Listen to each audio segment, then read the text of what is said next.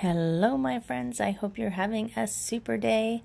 You are really going to find this one interesting. I know I find all my celebrities super fascinating. This one is Julia Wooster, who I've been trying to get for you guys for a little while. And this is Julia. She is a hypnotherapist. And oh my goodness, the things that you don't know or think you know, but don't really know about hypnotherapy will just astound you. So, enjoy this and let me know what you think. Have a great day. See you soon.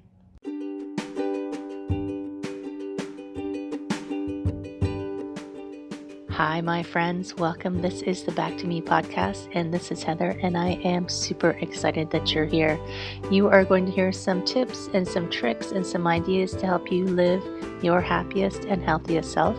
I call it Back to Me because when you are taking care of yourself, back to me, then you can take better care of others, and we can all make the world a better place.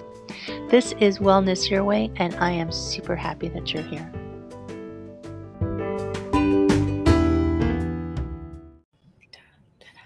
Hello, my friends. How are you doing? I hope you're having an outstanding day. This is Heather. This is the Back to Me podcast. This is, as you know, one of my favorite things. It's the Friday edition. It is the celebrity chat.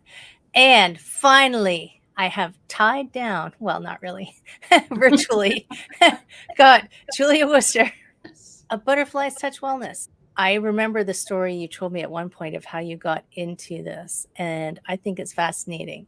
So, how did you get into hypnosis and hypnotherapy as a thing? Like, what was your introduction to it? My introduction to hypnosis was when I decided when I was 49 that I wanted to finally stop biting my nails. And also at the same time, I was doing virtual assistant work and admin work, which I was good at, but really it wasn't making my life exciting. And I didn't really like it so much. Right. And so I spent years trying to stop biting my nails. My parents tried to make me stop when I was a kid, and it never took. And then I had hypnosis, and the problem was gone. I stopped biting my nails. And it was really cool to me. I thought this is something I could get excited about doing. And thought, I'm moving into the next act of my life. So I'm going to be 50 in a few months. So this would be a great thing to do going forward. And a couple years later, I had the opportunity to take the training, and I haven't looked back since. I just am so in love with what I do. I love helping people change their lives. And it's so interesting. I guess we don't really know why people do things like, bite their nails. Or I remember the girls in school who would twist their hair constantly. And it's a habit, but it's like, where did that habit come from? Right? it's Who knows? we have these weird habits that aren't necessarily all that good for us, and then we don't know how to get out of it, right? Right, exactly. And we don't know why we have the habits. Something may have happened years and years ago that we picked up those habits or developed those habits maybe to cope with something. Who knows? And then they just became part of our lives. Like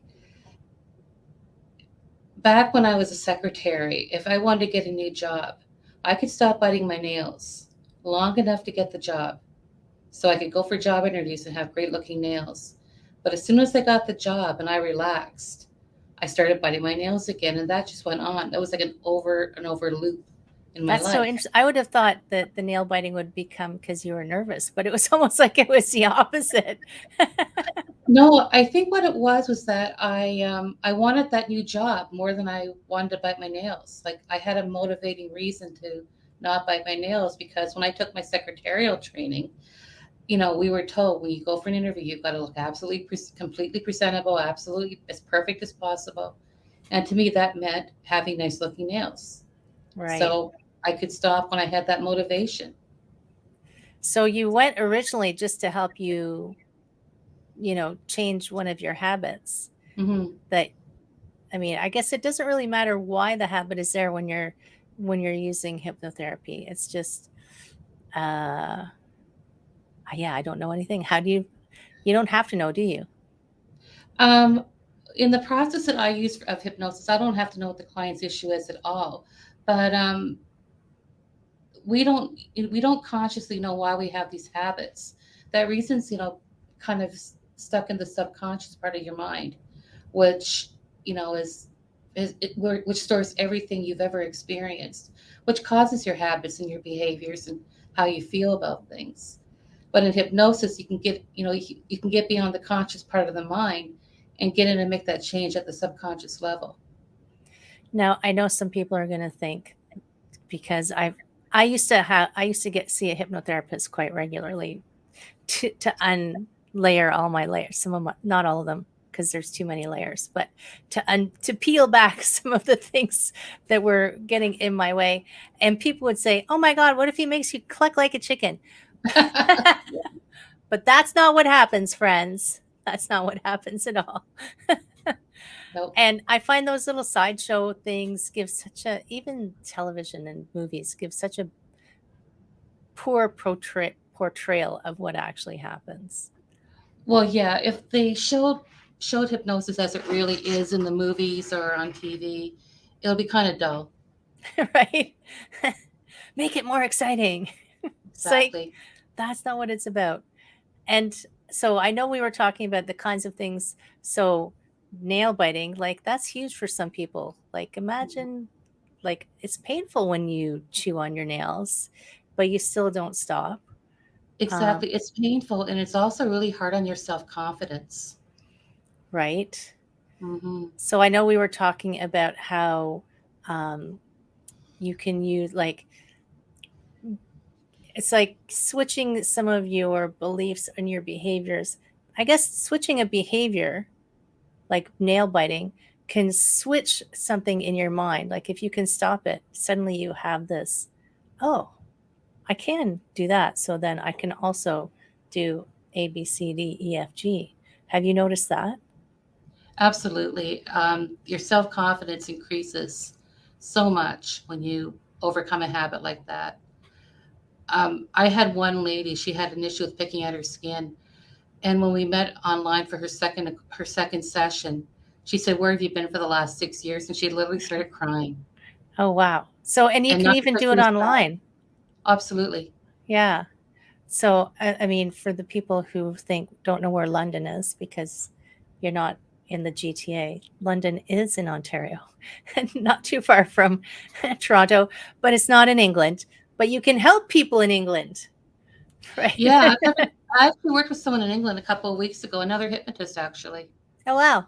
Yeah. I Like, worked with just, people in Germany. I guess it's kind of like a hairdresser. You can't really cut your own hair. Can you hypnotize yourself? Sure. Oh, All hypnosis really is self-hypnosis. oh, Um, as a hypnotist is a guide. You know, I walk them through I take them into hypnosis, and then I kind of provide the direction. Um, one of the processes I use is called the Simpson Protocol, which works with the superconscious part of the mind, and it's a really cool process. I use it about 99% of the time. And in that process, I take the person into hypnosis. Then I'm talking to the superconscious part of the mind. I'm asking it questions like that have yes or no answers. And depending on what the answer is, whether it's yes or no, I ask the superconscious mind to do things to resolve the issue. So the client's really doing the inner work. One person I worked with in California said she did a video about her experience. She said it's self-directed, and in a way, it is. I'm kind of providing the roadmap. I'm taking them through the process, but the internal work is being done by them. that's very cool. So I don't think I actually realized there were different kinds of protocols. I thought Oh they were yeah, all the same. there are different kinds. There's a protocol called Five Path. I'm not going to get into the details of that. That's okay. Then there's the kind of typical direct suggestion. Um, there are protocols for pain management. I'm actually doing a course for a certification in pain management. So there's various ways you can do hypnosis. It's not just sort of the old swing, what you see on TV with the watch being swung and, you know, You're getting exactly, very sleepy. exactly.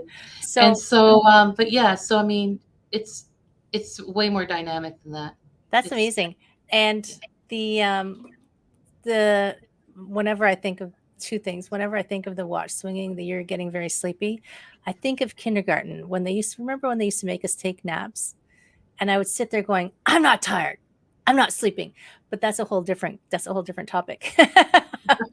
But the superconscious is different than the subconscious.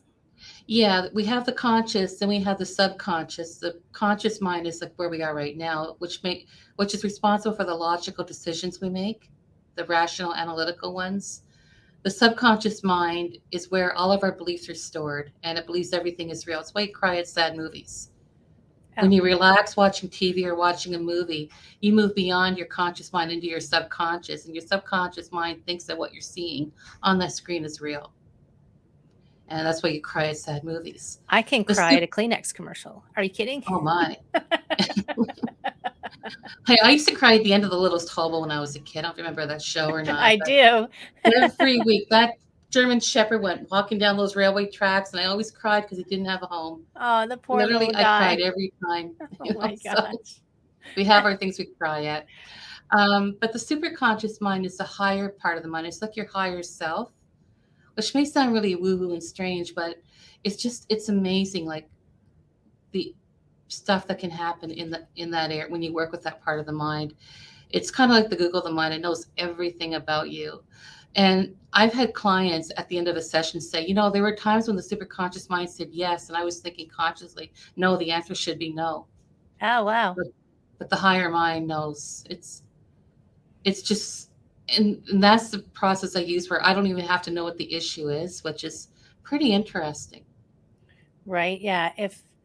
Because I could see, having been through it, I could see if the conscious mind was answering, it won't always tell you the truth.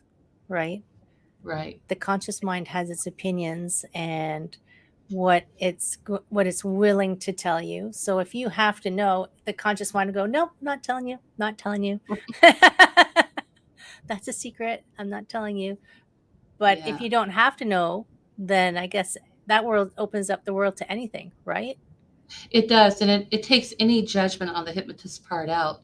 Not that I judge clients, but, I've had people in here crying, and it's like, okay, so I just hand over the box of Kleenex to them, Right. because Yeah. they have their, feelings come up. And it's pretty life. I've had some people make some real life changing, have some real life changing experiences in this here. So what It's so we talked, so there's nail biting, and I know people use it a lot to stop smoking, weight loss. weight loss. Those are kind of your Um, standard things, right? those are kind of the standard things that everybody automatically thinks of when they think of hypnosis. There's fears.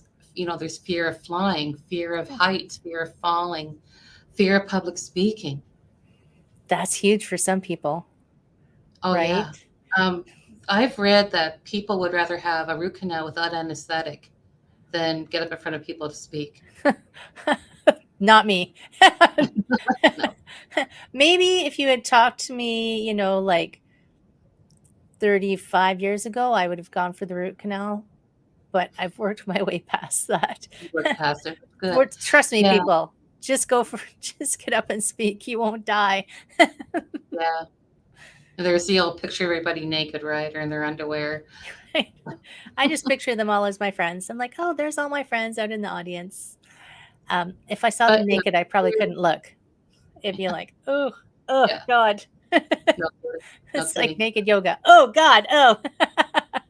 Then there's negative beliefs because, Oh, like limiting beliefs. Like, how many people do you know they're afraid to ask for a raise because, they were brought up to say you don't talk about money, or money doesn't grow on trees, or we don't people like us don't deserve to have, whatever. I mean, my parents were like that. I mean, to this day, I still say to my husband, turn that light off. Hydro's right. expensive. I grew up hearing that. And I mean, that's all stuff that gets implanted and imprinted when you're little. Yeah. Because When you little don't know kids, any better, right? no, well, it's not that we don't know any better. It's that little kids believe everything because, like, remember I said the subconscious mind believes everything is real? Well, little kids are in their subconscious till they're about 8 or 9 years old, Oh, until their critical factor kicks in, like, which is a part of the mind between the conscious and subconscious. I like to compare it to a receptionist Okay. because, like if somebody's afraid of a dog, like they may have been bitten by a dog when they were little. Right. And so let's just say let's say you were married, you were afraid of dogs, and your kid wanted a dog, and you thought, well, I need to get over this fear because Johnny wants a dog. And so you'd make that decision, but then that critical factor would check in with your subconscious and say, Heather wants to get over her fear of dogs. Can we let that suggestion in? And the subconscious mind would say, nope, I'm checking my programming, and Heather was bitten by a dog. Dogs are dangerous, so we're not going to make that change. And so if you went into hypnosis to get over that fear, in hypnosis, we send the critical factor away. It's like we tell it to go away to the movies for an hour, go off and have lunch. The And receptionist is off duty. exactly, the receptionist is off duty. And so when that check-in point isn't there, if that change is something the person really wants to make and it won't hurt them or it won't be bad for them, that change should go in like it's like taking a hot knife and putting it through a piece of cold butter. Just slide right in there and change that inner program. Cool. And so little kids start around 8 or 9, little kids get that questioning. They're asking a lot more questions and they're challenging. Like a 10-year-old, if you tried to tell a 10-year-old, there's no guy named Santa Claus and he wears a red suit, he lives in the North Pole. Do you think that 10-year-old would believe you? No. A 5-year-old would. Totally a 5-year-old would. Oh my God. No question. Of course I've there only is. met one. I'm sorry? Said, of course there is a Santa Claus. Yeah. Let's go. I've only ever in my life met one 5-year-old who didn't believe in Santa Claus. Was that the parents doing, you think? No, because I believed in Santa Claus when I was his age. It's my youngest brother. He's 22 years younger than me. And I remember once taking him to get a video game at a store, and the clerk said, so are you looking forward to Santa Claus coming? And he looked up and said, oh, I would if I believed in him. Oh my God. So he was already born super evolved. Yeah, no kidding. And that kind of blew us both away. I was like, what? Okay. Yeah. So, but yeah, no, that's the only little kid I've ever met who did not believe in something like Santa Claus. And I don't know if it's the feed that I get on my social medias, but it's interesting talking about, beliefs that you get, because maybe it's obviously my feed is curated for me because of the business I'm in, but there seems to be so many people who are doing money mindset, change your money mindset, do this, do this, do this. I'm like, wow, is that a new trend, or did I just notice it now? Because I think it's been around for a while. But yeah, those fears can get really, really, really locked in young when you hear things like, so many, there are so many adults who'll say with their kids around, well, that person's driving a really fancy car. What do they do to deserve that? Or, wow, that's a pretty big house. So I wonder how they can afford that. And just they put that attitude on their kids, and kids grow up with it, and they grow up, not being brave enough to go in and tell their boss, yeah, I want a raise, or negotiating, they'll take less. right. And so, and those are things that are programmed into the subconscious mind, and hypnosis can change that. So between the conscious and the superconscious, is that a different receptionist, or is that the same receptionist? Same receptionist. It's like when you go into hypnosis, when we start off in a hypnosis session, before you sit down, you're in the conscious. And then as you go into hypnosis, I use what's called an induction to take people into hypnosis. They relax, we bypass the critical factor, and we get into the subconscious. And the superconscious kind of mediates between the conscious and the subconscious. I'm speaking to the superconscious, but it's basically directing the work in all parts of the mind and making the changes. It's like the CFO or president or something. I was trying to picture the hierarchy. That's one way to describe it. Right. Yeah, I'm not sure anybody knows the exact way to describe it. We all have our own ways of describing it, I guess. But that's kind of that's a really good way to describe it. But yeah, it's the all-knowing, it's the higher self. It's, again, it's like the Google of the mind. And I kind of smile every time I tell a client that at the beginning of a session, because I once told a 12-year-old, it's the Google of your mind. It knows everything. And She says, Google doesn't. She said, Google doesn't know everything. And I thought, you gotta love children. You really have to love children. That's so funny. Well, first of all, Google does actually kind of know everything. Sorry. Like, if you know how to But ask. 12-year-olds know more than Google, apparently. Well, 12-year-olds know more than everybody. But so you see children as well. Occasionally, it's not something I do a lot. Um, I prefer working with adults because I prefer working with people who are over 21. That's kind of my preference. But if somebody comes in, calls and says, "Well, my daughter has this issue," or my son has this issue, I'll see them. But I want the parents here in the room when I'm with them. Right. Well, that You makes know, sense. yeah. Even as a massage therapist, if they're underage, usually there's a parent in the room. Like in my case, like I have 2 rooms here, and if I'm seeing them in person, and so the parent, we usually stay out in this room, we'll go into the back room. But I also record the sessions so people can be assured that it's going to be pretty safe. Nothing's going to happen. Right. Yeah. And I mean, as we were saying, like you are in control. It's not like you can make Absolutely. them cluck like a chicken unless they No, really want to cluck like a chicken. Have you ever had exactly. somebody? Unless they want to. And that's the thing about stage shows. Stage people think, well, they're on stage, they were hypnotized, and they do something really silly.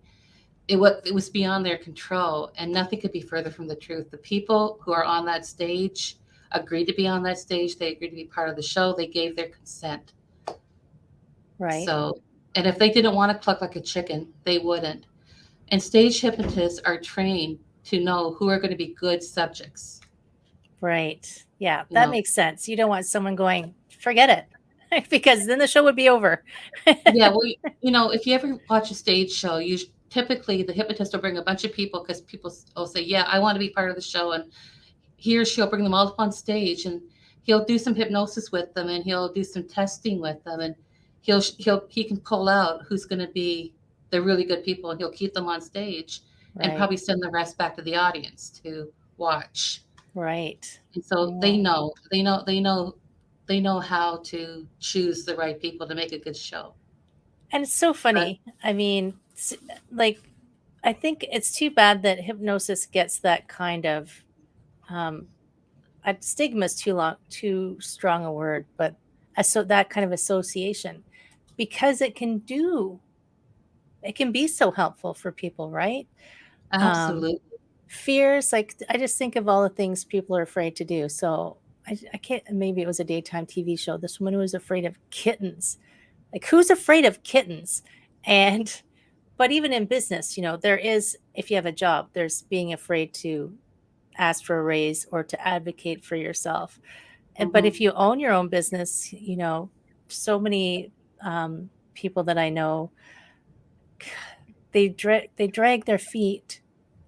They say, "Oh, I'm busy doing X, Y, or Z," but really it's just because they're afraid to kind of step up and be whatever it is they need to be for their business. And those aren't like the phobia fears, but I feel those are like the holding yourself back fears. Do you know what I mean? Yeah, people who are afraid to, kind of like with asking for a raise, negotiating to get to get the price they deserve for their business, for their Right. service. And that maybe goes back into oh, that rich person is a Hmm. terrible person because your dad said so, right? Or whatever it is. So, yeah, it's so intricate. Like the brain is wired so.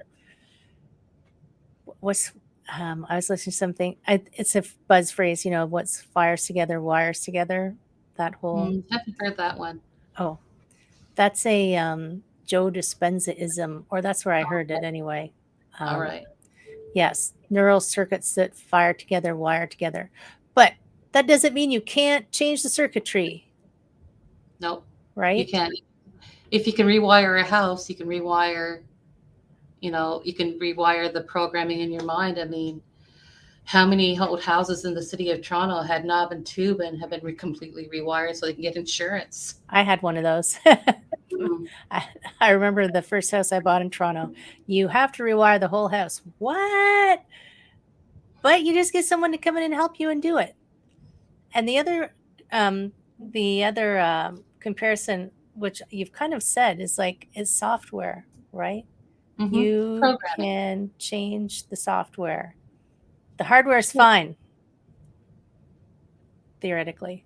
The hardware is Yeah, it's fine. like a data. It's like I like to compare the subconscious. I think I might have said it already, to a database. Oh, And you can pull up a record in the database, change it, and save it, and same thing. right.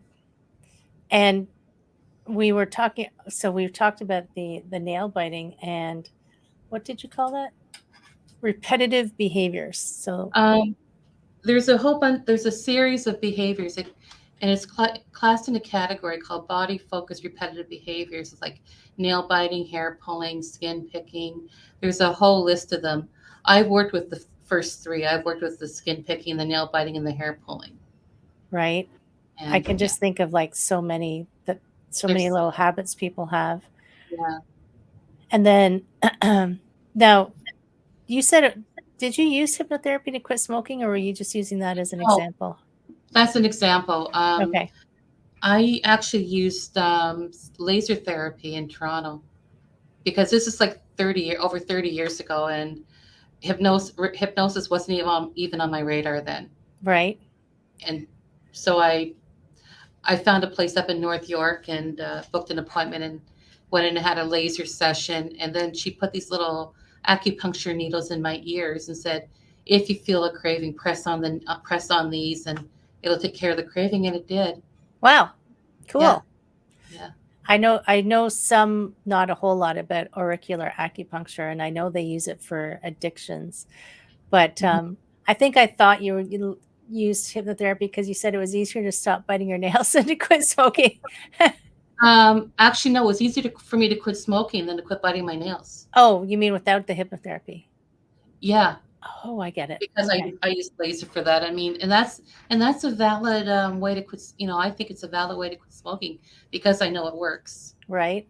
But yeah, but no, it was, and I think part of it was because I've been biting my nails for all my life, Right. and I'd only been smoking for 10 years. But when I quit smoking, I was a pack and a half a day smoker. Whoa. Whoa. Uh-huh. How are your lungs now? Oh, great. Much happier.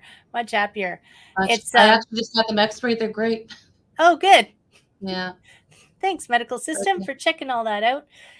And we talked one time because, and I just want to mention this one because I thought it was fascinating.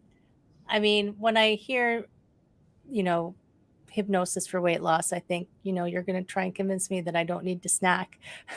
But, and I don't need to snack. I just If like you to want to snack. stop snacking, yeah, I can help you with that. Right. But I liked you said it's a virtual gastric band. Oh yeah, I love that process. And it's so When I do the fascinating.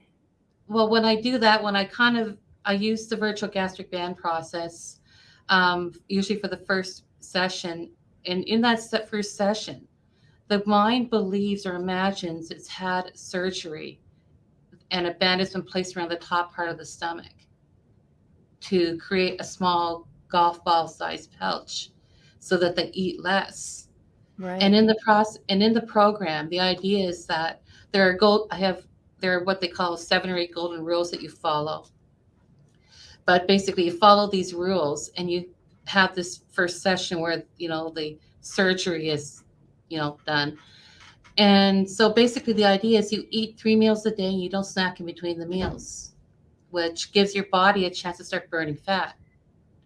Because if you're constantly eating throughout the day, your body's constantly processing food and it's not getting a chance to burn the fat. So I think that's the reason for the 3 meals a day. It could be kind of like a very small scale version of intermittent fasting, I suppose, if you go 6 hours between meals. But I know there's all kinds of intermittent fasting things going on out there. But in this process, it's 3 meals a day and no snacks. And I guess you've been using, how long have you been using that process? I've done that with people for about 3 or 4 years now, Oh, wow. off and on. Yeah, I remember the comment that you made that they have to want a change. absolutely. And Right. that's, yeah. everybody who books a consultation with me, when they book their consultation online, there's a little questionnaire I get them to fill out just to get some information of what they want to work on. And one of the questions on that questionnaire is, on a scale of 1 to 10, with 10 being extremely motivated, where are you on that scale? And if I see a number less than 8, I will reach out and say, I'm going to ask you to reschedule this when you can at least get to an 8 on that scale. Because if they're not motivated, they're going to waste their time, my time, and their money. And I don't want to do that to anybody. Right. And I guess that means, like, if I decided, oh, I want my spouse to do XYZ, that's not conducive. Like, you couldn't book it for someone else because they don't want to do it. They're only there because their wife sent them, right? Yeah. And I ask about that. And I'll say, are you doing this for you? Or are you doing it for your spouse? And if they say that they want to do it because of their spouse wants them to, I'm going to say, and how about you? Do you really, really, really want to stop smoking? Well, no, not really. I don't. I like it too much. I said, well, then I can't help you. Right. You've got to call me back when I can help you. Like a few years ago, I had a call from this young lady in December, and she said, can I get a gift certificate for my boyfriend to quit smoking? And I said, no. And she said, no, what do you mean no? I said, well, here's why. I said, if he doesn't really want to quit smoking, you're going to be wasting your money. And you're probably going to annoy him, which is not going to make a good Christmas day for you. No, exactly. So I said, here's what you can do. You can make the gesture, and it will not cost you a penny. And she said, great, what is it? I said, book a consultation for him. Book just for time for him to come in, and we can talk. And then if he decides he wants to quit smoking, you can give him the money, or you can pay me. And so she did that. And so I said, listen, we'll book it. I'll email you a confirmation, print it off, put it in the Christmas card, and buy him something, by the way. Don't give him something. And so she did that. And they came in here together. And after half an hour, he said, no, I don't really want to quit smoking. So she was able to show him, she cared and made the gesture and made the offer. But it was up to him whether he wanted to accept it or not. Right. And that makes more sense. He knew she cared. And he was happy about that. But he was also happy that he didn't have to feel bad if she gave him something that cost money. Right. That he wasn't going to use. Yeah. And it's sometimes I wonder if people convince themselves that they want something, even though they don't really. I guess it's like knowing for sure that it's a change that you want. And I guess it's knowing why you want it as well, right? There has to be a reason why you want to make the change. In my case, I just did not want to be 50 years old and still biting my nails. Right. Suppose that I thought, come on, I'm a grown up. I've got to get over this silly habit. Well, not silly habit, but habit. To me, it was silly because I tried so hard, so many times to stop. And I remember some of the things my dad used to say to me, not like threats or anything, but I remember one thing he said, this is how hardcore I was. Like, if I do something, I'm all in. I mean, if I was going to smoke, I was a pack and a half a day smoker. Yes, definitely. And my father basically said he had a friend. I grew up in New Brunswick, and he had a friend who had, I think, lost the tips of his fingers, like in a accident or something, and he had no fingernails on this one hand. And my dad always said, if you don't quit biting your nails, your fingers are going to grab over your nails, and they're going to look like his. And it was like, that wasn't even enough to scare me to. Oh my gosh! And that's like, you've got to be ready to make a change, and I wasn't, not for years. Right. Yeah. So it's like they use that burning platform example. It's more painful to stay where you are. Yeah. Than to make a change. Even though it may be scary to make the change, I mean, some people may get a benefit from having a habit. They may like the attention of being told to quit smoking because they're getting attention paid to them. Who knows? I mean, that there's just, there's just some kind of, there's a gain in it for them. They're not going to be ready to break that habit. Well, and I know, I mean, I've had this conversation somewhere in my past where every habit that you have, even if it's a bad habit, was originally formed for a good reason, like what you perceived as a beneficial reason. And beneficial, like you said, it could be an attention thing. It doesn't mean that the habit, like you wouldn't hurt yourself on purpose because No. it's like you had something in your psyche somewhere has said, this is why I'm like, I was very shy when I was little, very shy, had a very habit of being shy. And that was a protection device for whatever reason that I decided I needed, but it wasn't serving me. I didn't use hypnosis to get over it. I just kind of clawed my way out slowly. Yeah. I had to find my own way out of it because I didn't know about hypnosis back then. But, I still have some of those tendencies that I can recognize and go, oh, why are you doing that? You're trying to protect me from something, but it's okay. I'm good. So all of these habits that we have, whatever they are, sometimes we don't even recognize that we have things that are holding us back, right? Yeah, and something you just said, something I need to say is I don't get into the why someone has if a client comes in, I don't try to analyze to get into why they have the behavior they have, because I'm not a psychiatrist or I'm not a psychologist. That's way beyond my pay grade. That is not what I do.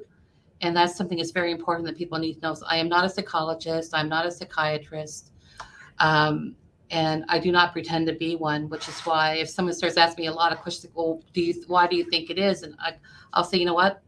That's beyond my scope of what I can do. And they probably don't even know why they do it, right? No, You don't know why but you were biting your he, nails. I have a pretty good idea, but I'm not going to Mm, go into it because no, it's very that's personal. your But thing. yeah, but I think I do know why I had that habit. Okay. Um, but that's just me. Some people do know why they have the habit. Some people don't. Um, I had one guy who came in for this particular issue, and you know, he kept trying to figure it out. He talked to his mother, and she reminded him of something. He said, "Well, yeah, maybe that's where it is." And so when he came in for his session, we were able to take him back to when he was that age and just kind of reframe it. And he got over the issue, which was pretty cool. That's amazing, Yeah, right? but yeah, and people don't remember why they have that habit. I mean, a lot of well, some people may, some people may not, but and they're deep down. It's stored in there somewhere. When I did the training for the 5 path, which I think stands for 5 phase events transformational hypnosis, the person teaching, I did the training on video, and the trainer, he talked about using an example of a person who was afraid of spiders. And in the hypnosis session, he took him back to when he was 3 years old, and he saw his mother open a cupboard door and freak out over a spider. And so in his 3-year-old mind, he equated spiders with being terrifying, Right. And so in that process, he took the person back, to a few minutes before his mother opened that cupboard door. So, in a few minutes, your mom's going to open that cupboard door and she's going to see a spider and she's going to freak out, but don't worry, it'll be okay.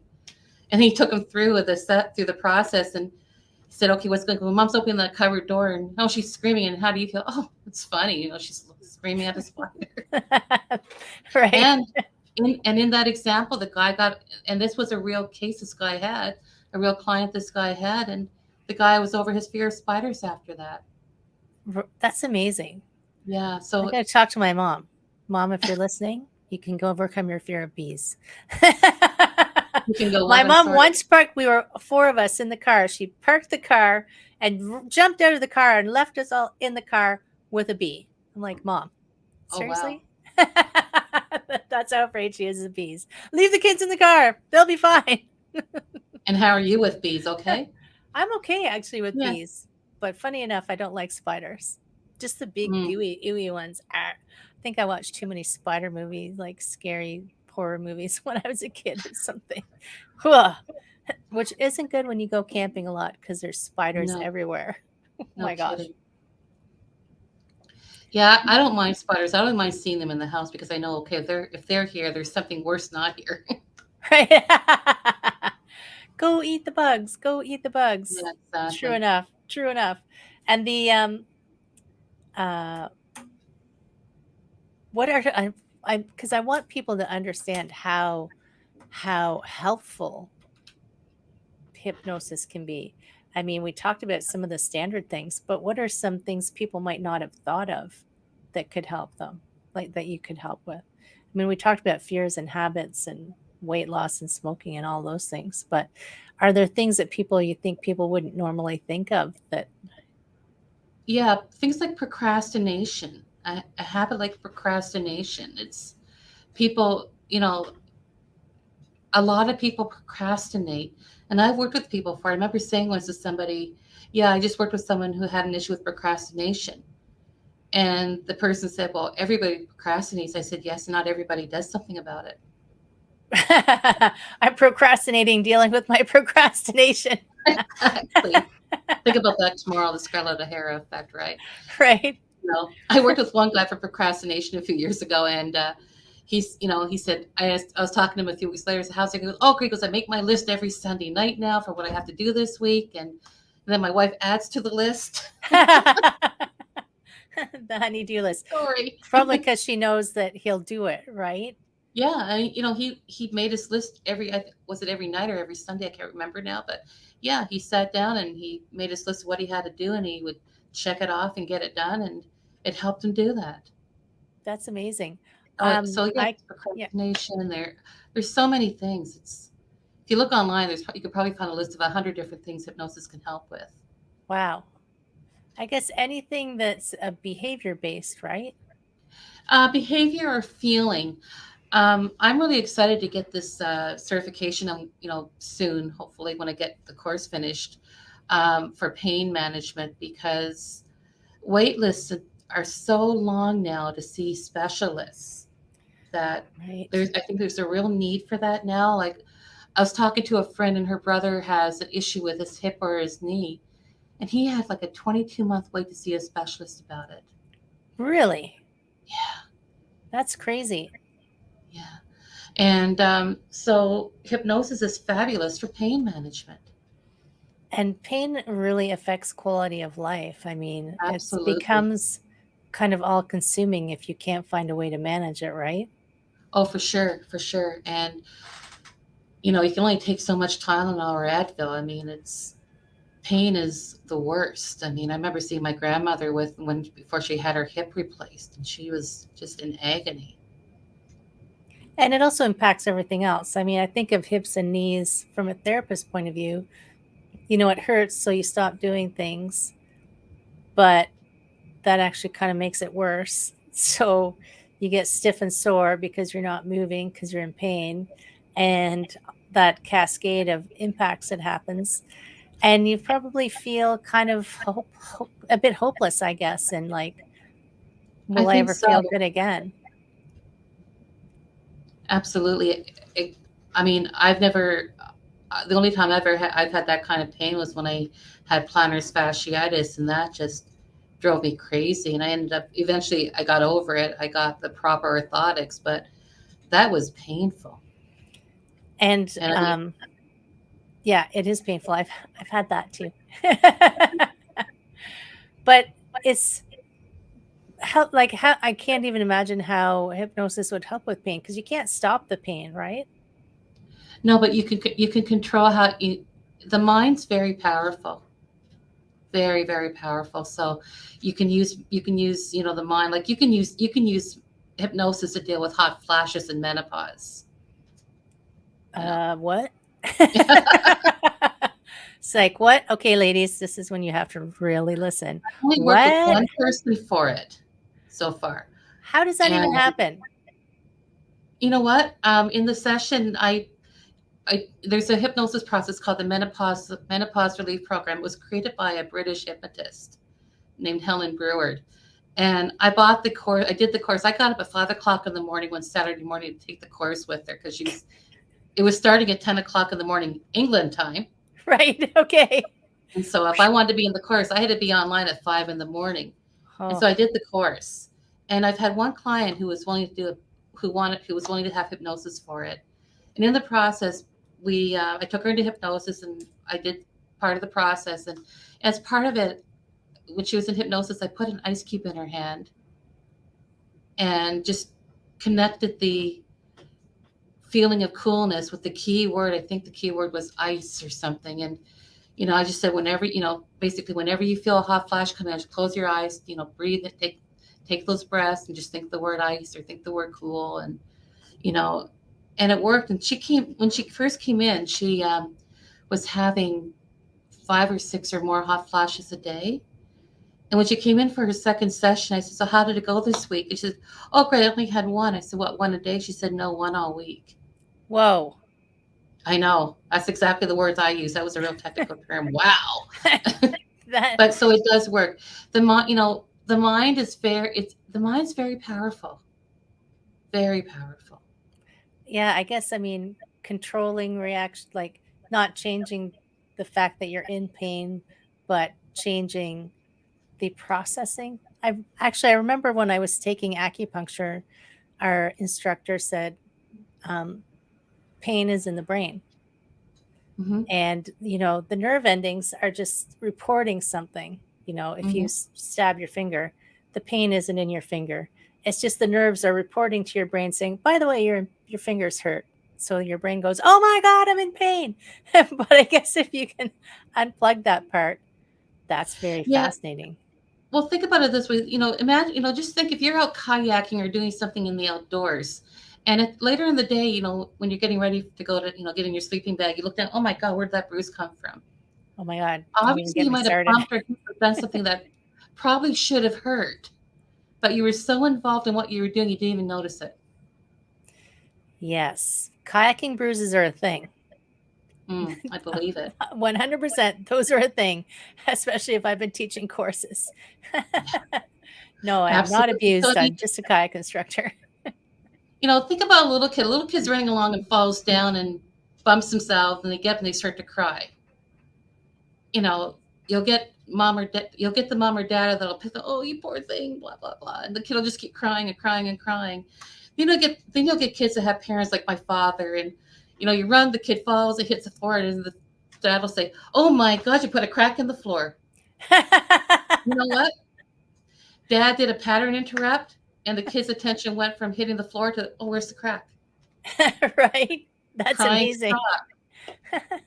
That's And my awesome. dad used to say that, oh my God, you cracked the floor. And you never sat there weeping and wailing, did you? Unless you really hurt yourself, but like Absolutely not, because blood you know what? gushing or something. You really weren't hurt, or you weren't hurt that badly. Obviously, if the kid broke their nose or broke a leg, yeah, they'd probably keep crying. But um, no, I mean, it was like, the kid fell, they hurt themselves, suddenly, and then the parent distracts their mind from what just happened to, oh, the crack in the floor. My sister actually used that when my nephew would climb on things. She'd go, are you going to get your gravity lesson? When he would fall, he'd get up and go, gravity. And then you jump, right? And then he'd be fine. Oh, Yeah. gravity, darn it. Yeah. So I mean, it's just like I said, it's the mind. The mind is very powerful. I mean, you were talking about movies and TV and stuff, and I remember a MASH episode where the MASH unit ran out of their painkillers. They had all these wounded soldiers that had been in post-op, and I think it might have, I don't know if it was Father Mulcahy or someone said, oh, I've heard about in the East where they can make people think that if they think they're getting painkillers, they'll think they've got painkillers. And the show was about them putting stuff, probably sugar or something, these little capsules, and saying this is a very small pill, but it's very, very strong, so you can't have too much. And of course, in the show, they had no pain. Right. But I think what they were doing was almost kind of doing a form of hypnosis called a negative hallucination, where they thought what they were getting was real, so they believed it. Yeah. And I guess that's a little bit of what the placebo effect is, right? Could be. I mean, I remember when I first learned hypnosis. Excuse me, it's very dry in here today. Mm-hmm. I was practicing on a friend, and I wanted to see how deeply I could take her into hypnosis. And so I took her down I took her very deeply into hypnosis. And at one point I said, okay, there's a clock in the wall in front of you. Please describe it to me. And she did. She perfectly described a clock. There was no clock on the wall. Wow. But she could see something. I told her there was a clock there, so she saw a clock. It's called a negative hallucination. So the hypnosis is should not be used for evil. No, you know what? Did you say not used for evil? Yeah, I'm just like, there's a giant flesh-eating monster in front of you. Like, you know. No, I don't think you could do that. The person, first of all, the person has to want to go into hypnosis Right. and be willing to. And obviously, if if I told someone that if I had told her, oh, there's a big monster, she would have opened her eyes. I said, what? Because remember, they're always in control. Right. Yeah. Very cool. Yeah. Man, I'm still marveling at the hot flashes. My mind is stuck going, what? Hot flashes? That's a thing? Because those are things that I think are physiological. Those aren't things that I imagine as being like because I guess I think of hypnosis as for subconscious things. So physiological things, I think, well, that's a chemical reaction, even though they can't really understand why it happens. So how would Well, that work? there are some places where in the world or where they can take a person can be taken so deeply into hypnosis, they can have anesthetic or they can have surgery without with an anesthetic. I can never pronounce that word. But think about the people who walk on hot coals. Oh, right. They're walking over burning coals, but they're not feeling anything. Are they getting burnt? I don't know because I've never tried it. No, I've never really wanted to run across hot coals. Isn't that a You know, Tony Robbins thing? I think so. We were driving home from Toronto on Monday because we had to go into Oakville and Toronto, and that was an exciting trip, I'll tell you. Mm-hmm. And we were driving home listening to, I think it was CBC, and they were talking about the Stanislavski acting school method and, that method, the method acting thing. And actors were talking about how they could, go in and think about an experience and just get into this character. And the way they were describing it, I looked at Peter and I said, that's basically self-hypnosis. Wow. They're hypnotizing themselves into character. I mean, at least that's how it appeared to me. Right. Well, you could think about the method actors, like they're so intensely in that. Focus. Yeah. They're focused and they're concentrating. And that's what hypnosis is. It's a state of focused attention. Very focused cool. concentration. Which can do so many things. Absolutely. That's amazing. Very cool. I continue to be amazed by what. Well, the last time we spoke, I, said the offer, if you want to experience what this is like and what the Simpson protocol is like, the offer is an open offer to you, Heather. If you want to experience it, I'm happy to do a session with you. We should do it. And then I'll do a podcast about what the experience was and how fabulous it was. That'd be very cool. Yeah. Oh, it is fabulous.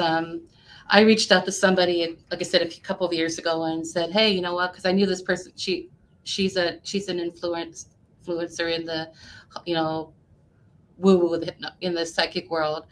Because I love these guys. They're really great. I really love watching these guys. And she had talked about an experience she had with a shamanic healer or interviewed one or something. And thought, I'm just going to reach out just for help. All she can do is say no. And I reached out, and that was stepping out of my comfort zone as doing this podcast is with you today.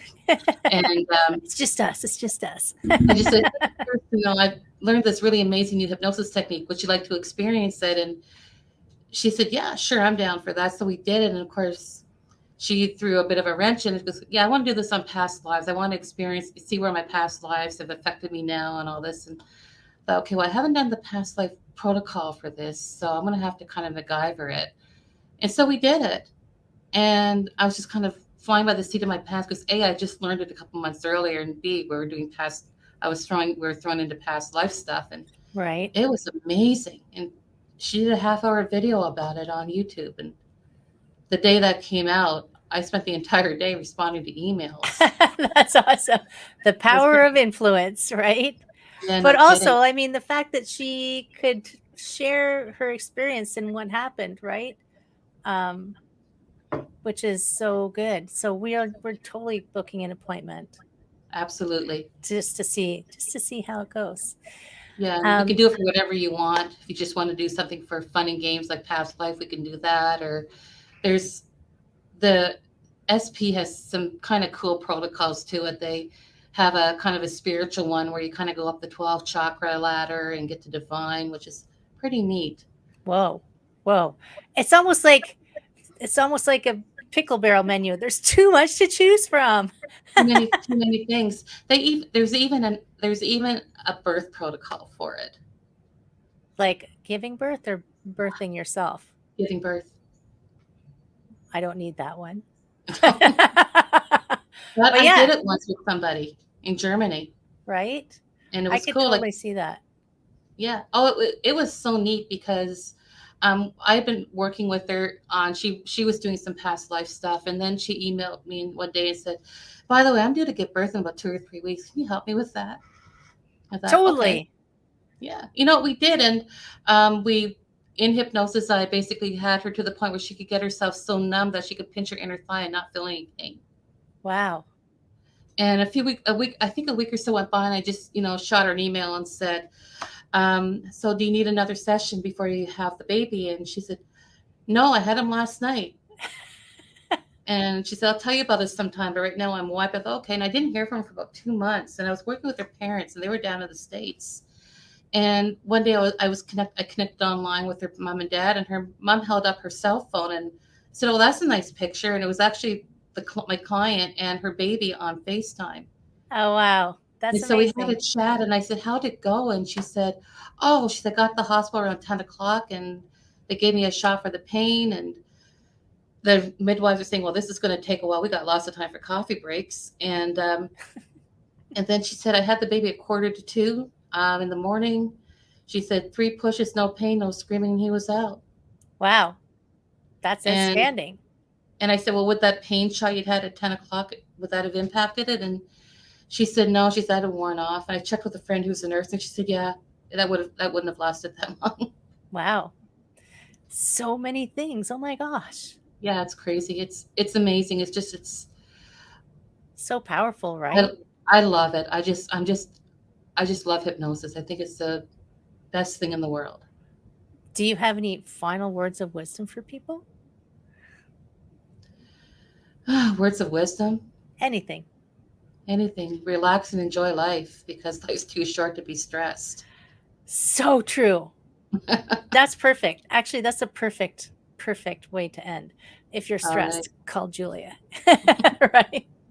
My friends, definitely investigate hypnotherapy, hypnosis. It will blow your mind. I mean, my mind is still blowing, but we'll follow up with this one for sure. Thank you so much, my friend, welcome. for Thank joining you. me. So great to talk to you. Always so great to talk to you. We will come back around again. This will be an ongoing thing. Absolutely. All my friends out there in the world, take care. Take care of yourself. Have an amazing day. Live your life. I'll see you.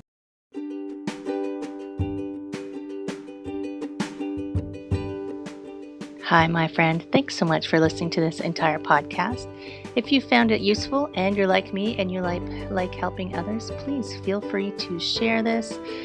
Give it a like, give it a comment. If you found something useful in it, there's a chance that someone else will find something useful as well. Also, if you have any questions at all, I can absolutely help, and I would love to help. You can email me at heather@prosperityflowcoaching.com. If you want more of this awesome content, you can follow me on Instagram, Heather Stewart Coaching.